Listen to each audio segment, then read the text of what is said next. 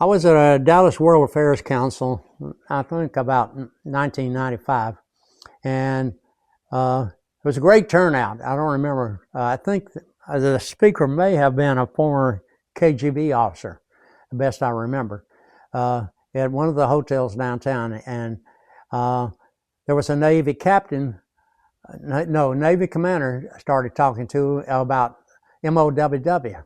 I said, "What's that?" I'd never heard of it. He's talking military order world wars. I said, "Well, that sounds like something I like to do." He told me it was an officer association and they meet once a month. So I was invited. At that time, MOWW met at the Lakewood Country Club in Dallas. And that was probably about 40 or 50 attendees at the first meeting I went to. And I decided I'd join. And the person who had invited me was not there, and another person, a former lieutenant, I can't remember his last name, his first name was Joe, was my sponsor. And so I joined. I never saw Joe again because he died.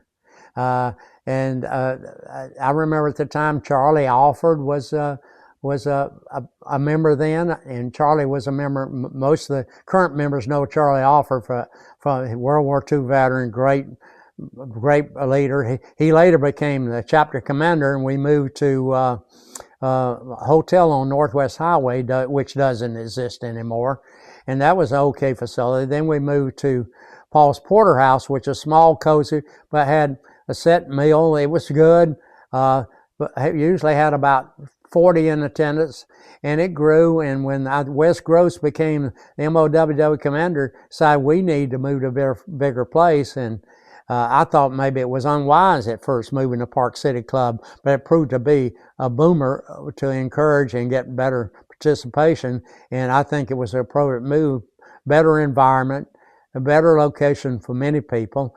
And while at Paul's Porterhouse, though, I was talked in, I think, by Ken Cordier. He said, "You need to be the junior vice." I said, "What do I have to do?" So I don't remember exactly how long I'd been a member. So I signed up to be junior vice. Anyway, I was a junior vice, and then I was a senior vice, and then I was the commander. And I was followed by Walt Capps, who I recruited. And Walt Capps was a friend that I knew through my sister, whose husband served and worked for Walt. So that was a friendship I met through Army connections through my sister. Same thing with companion Doug Galliano, friend of my sister.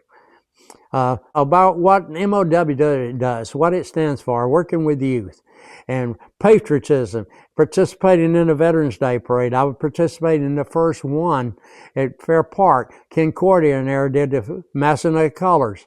I remember Homer Smith was there in his uniform, MOWW. MOWW became a big part of the putting together the Dallas Veterans Day Parade, and has continued that way up until today.